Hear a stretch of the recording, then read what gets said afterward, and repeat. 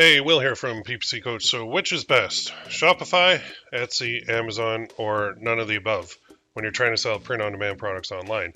Well, that's a good question, and let's answer it right now. There is no 100% right way to sell print on demand products online, but there are some easier ways. So, let's dive in, compare them, and then I'll tell you which one I prefer personally. So, Shopify is always option one. And this is where you open up a Shopify store. And basically, what you're going to have is monthly fees. You're going to need a ton of apps, and those apps also have fees. So if you open up a store and you think, okay, great, I got like a 14-day trial on Shopify, well, they give you the bare minimum.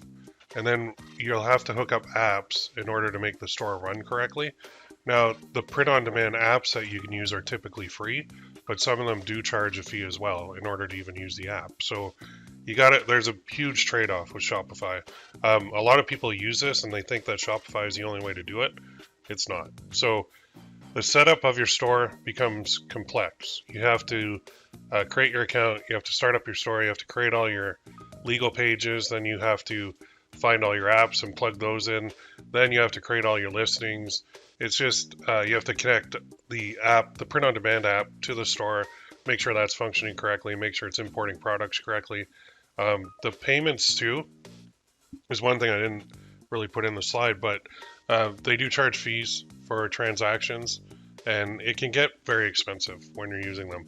It's a good route, it's solid, but I mean, you have a wide variety of products you can sell, even more than how I personally do print on demand, because there's so many different print on demand suppliers that have like blankets and car seats and metal signs and jewelry and t-shirts and hoodies and coffee mugs and like you name it, basically you can find a print on demand supplier to hook up to your Shopify store. So that's a good thing.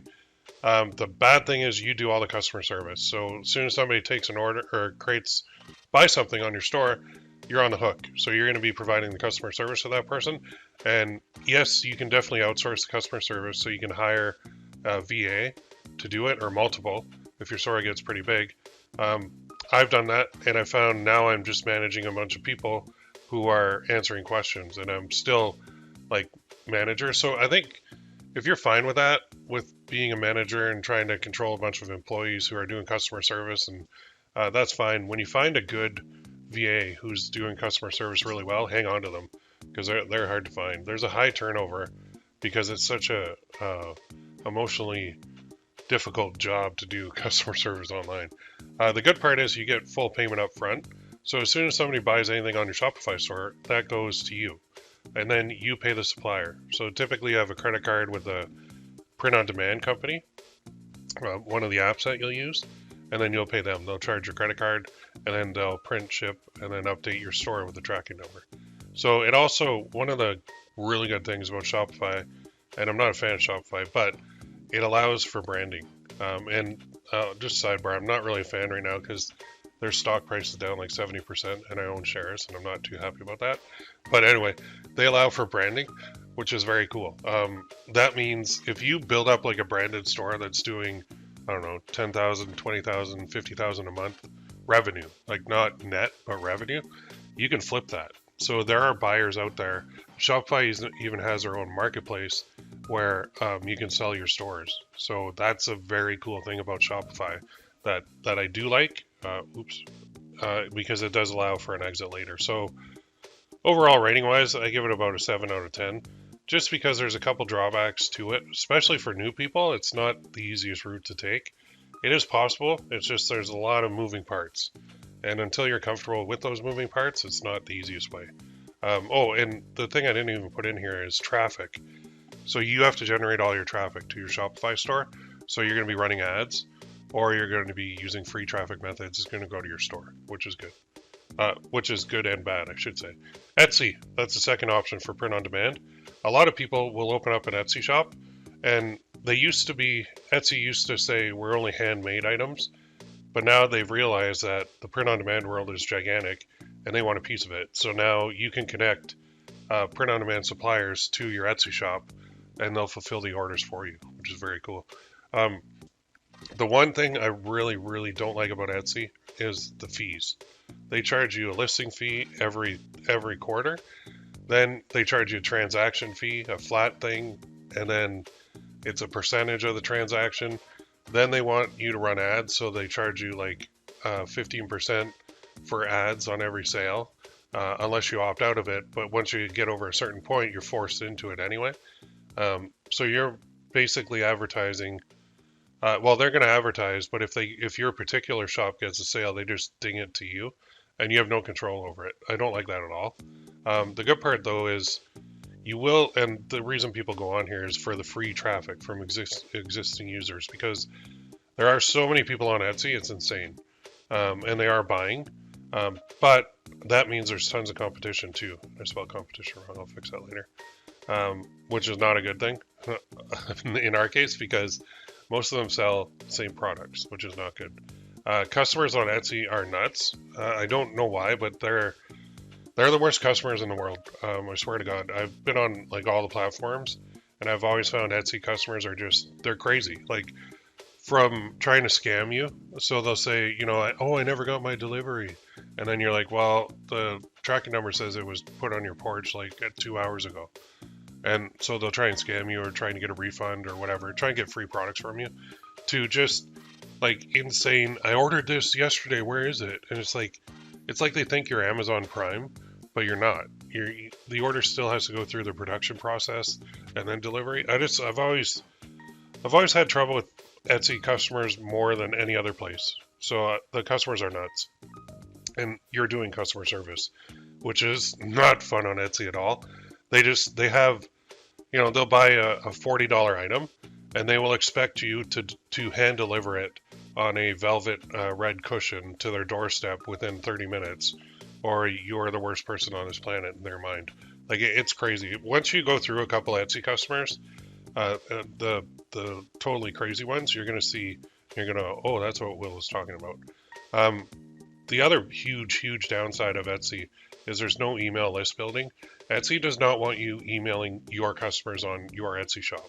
Instead, what Etsy does is they want to email everyone, and they want to email everyone's products. So say you open up a jewelry store and you're selling necklaces.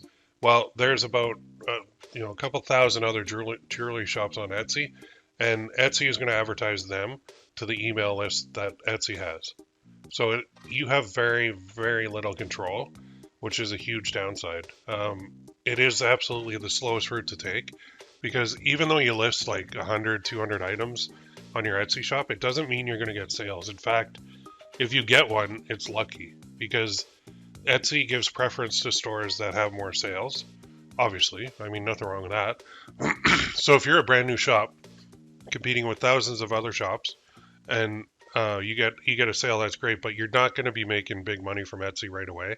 It's I would say 6 months to a year before you really start getting consistent sales, and that's if you're listing products consistently and you're doing all the SEO work and running sales and doing all the little tips and tricks that you have to do to make Etsy work. It's not a horrible place. It's a different animal. So the rating wise, I gave it a 7 as well because of the free traffic, but I should probably give it a 6 out of 10 because of the customers that are on there. All right, Amazon. This is route number 3. So Amazon's huge. Everybody knows Amazon. It's basically the most free traffic that you'll ever find from existing users. That also means that there is a ton of competition. Most of the people are selling the same products. So in my world, I sell a lot of jewelry.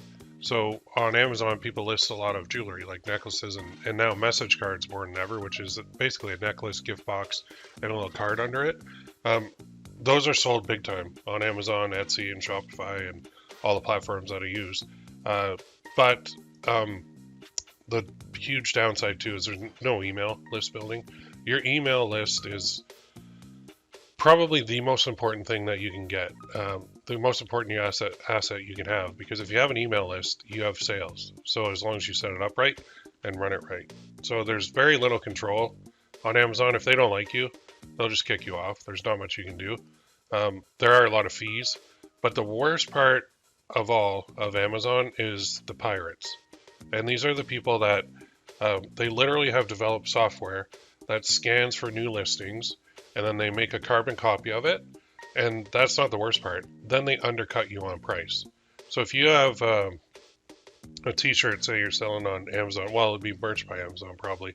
Let's say it's a coffee mug you're selling on Amazon, and you're priced at like $19.95, which is that'll give you a good profit. The pirates will come in, they'll undercut you, and they'll sell it for like $7.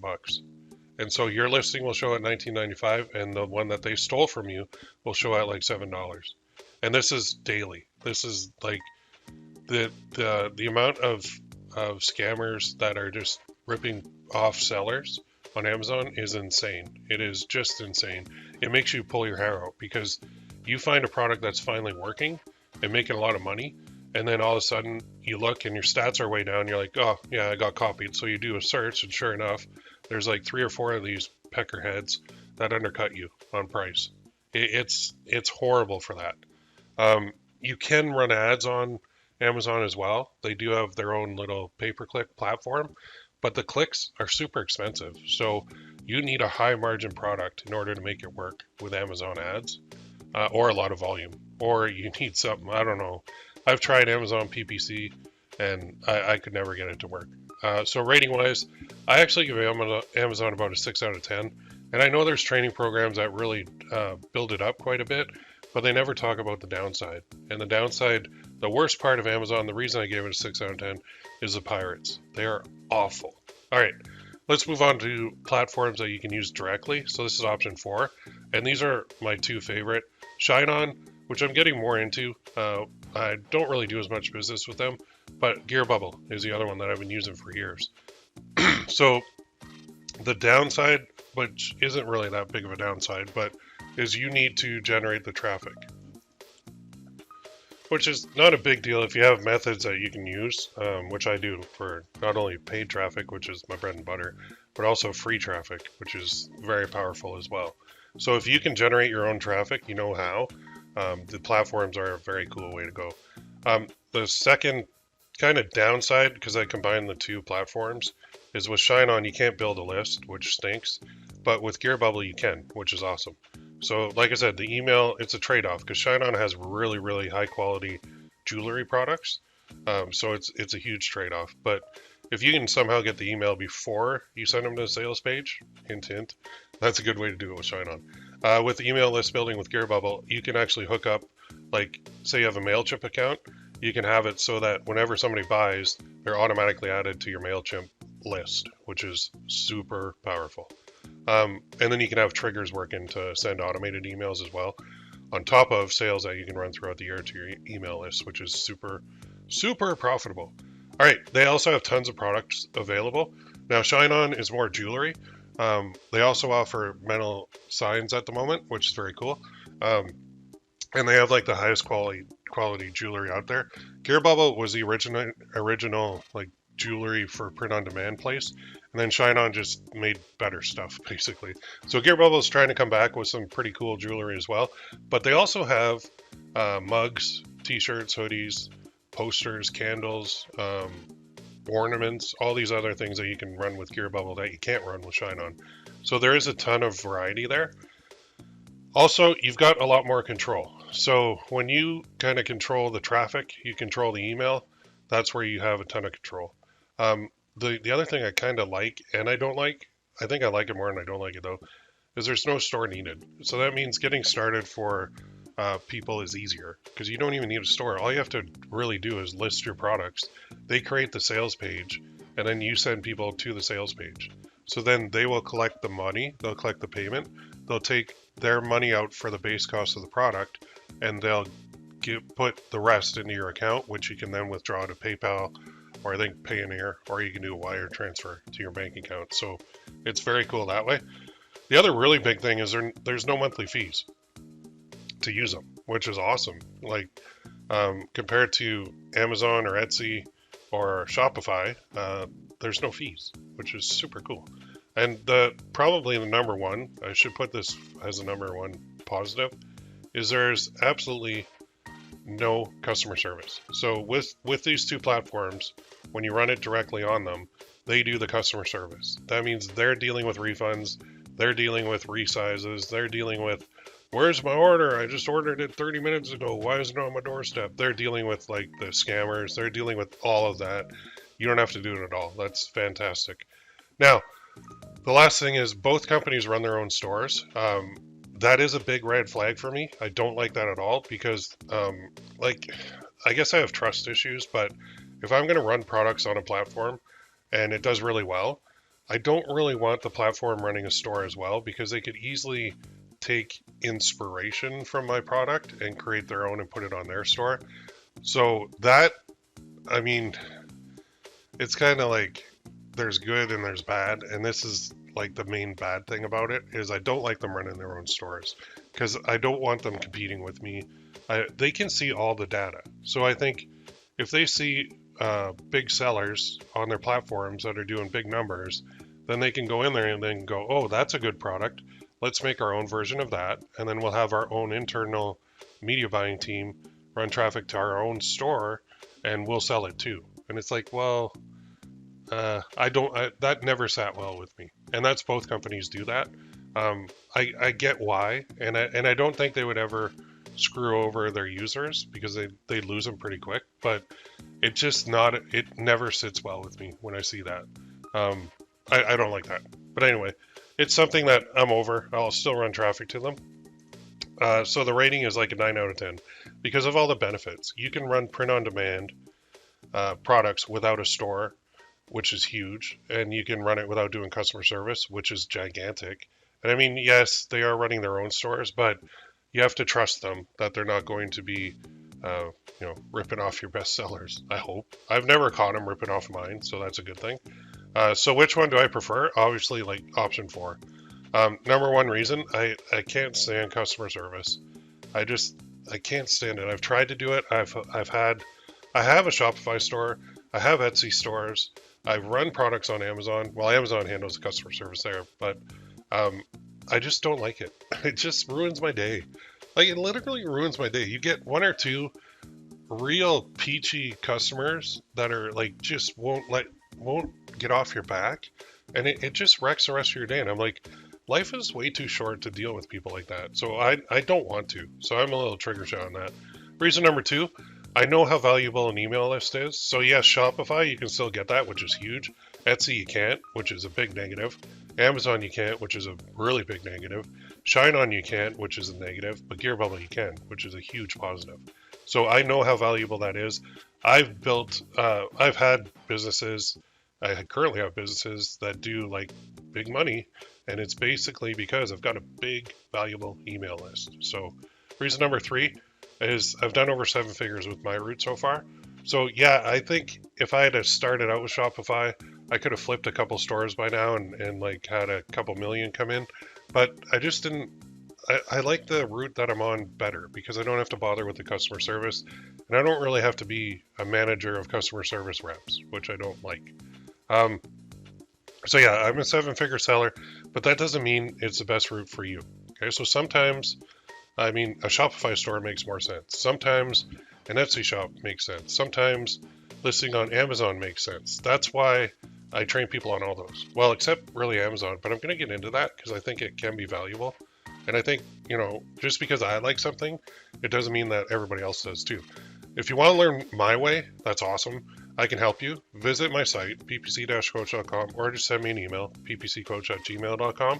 And if this video helped you, let me know in the comments. Do all the old YouTube thing, subscribe, like, comment, share, and I will see you soon. More videos are coming. Have a great day.